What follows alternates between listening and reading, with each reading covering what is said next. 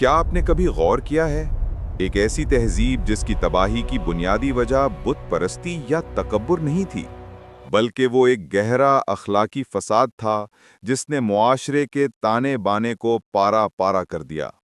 ایک ایسا خطہ جسے اللہ نے زرخیزی اور خوشحالی سے نوازا، لیکن جہاں کے لوگوں نے اپنی فطرت کو ہی بگاڑ ڈالا۔ یہ قوم لوط کی کہانی ہے۔ حضرت لوط علیہ السلام جو حضرت ابراہیم علیہ السلام کے بھتیجے تھے، انہیں سدوم کے علاقے کی طرف بھیجا گیا۔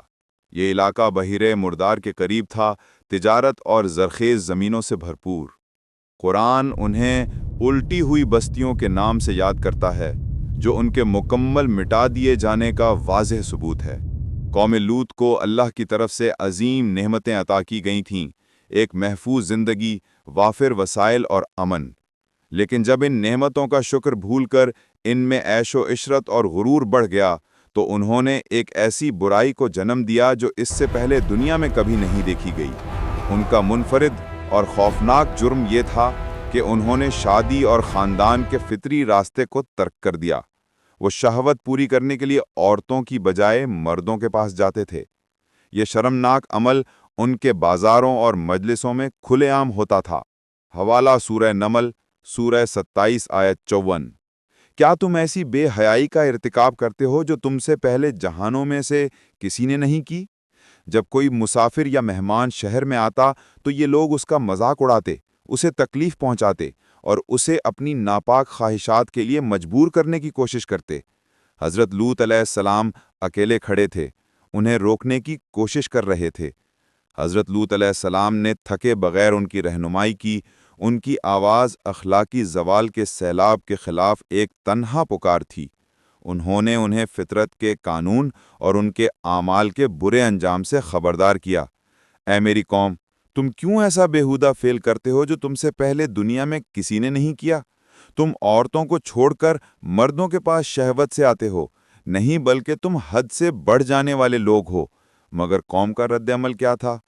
طنز، تمسخر اور کھلی دھمکیاں۔ ان کے سردار حقارت سے جواب دیتے، اگر تم باز نہ آئے اے لوط تو تمہیں یقیناً شہر سے نکال دیا جائے گا۔ انہوں نے طنزیہ طور پر یہ بھی کہا، لوط کے خاندان کو اپنے شہر سے نکال دو، یہ لوگ واقعی پاکیزہ بننا چاہتے ہیں۔ پاکیزگی کا تصور ہی ان کے لیے ایک عیب بن چکا تھا۔ جب ان کی توبہ کی تمام امیدیں ختم ہو گئیں تو اللہ کا عذاب یقینی ہو گیا۔ اللہ نے اپنے فرشتوں کو حسین نوجوانوں کی شکل میں بھیجا۔ وہ سب سے پہلے حضرت ابراہیم علیہ السلام کے پاس پہنچے، انہیں بیٹے کی خوشخبری دی اور پھر اپنے خوفناک مشن سے آگاہ کیا، قوم لوط کی ہلاکت۔ حضرت ابراہیم جو اپنے شفیق دل کے لیے جانے جاتے تھے، انہوں نے اللہ سے عرض کی، مگر وہاں لوط موجود ہے۔ فرشتوں نے انہیں یقین دلایا کہ لوط اور ان کا خاندان سوائے ان کی بیوی کے محفوظ رہے گا۔ فرشتے شام ڈھلے حضرت لوط علیہ السلام کے گھر پہنچے۔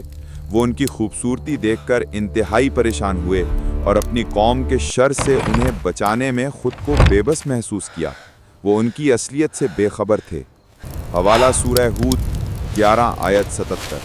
اور جب ہمارے قاصد لوط کے پاس آئے تو وہ ان کی وجہ سے غمگین ہوئے اور ان کا دل تنگ ہوا اور کہا، یہ تو بڑا سخت دن ہے۔ حسین مہمانوں کی خبر جنگل کی آگ کی طرح پھیلی۔ شہر کے مرد لوط کے گھر کی طرف دوڑے، دروازے پر جمع ہو گئے اور زبردستی اندر آنے کا مطالبہ کرنے لگے۔ اے میری قوم، اللہ سے ڈرو اور میرے مہمانوں کے بارے میں مجھے رسوا نہ کرو۔ کیا تم میں کوئی راست باز آدمی نہیں ہے؟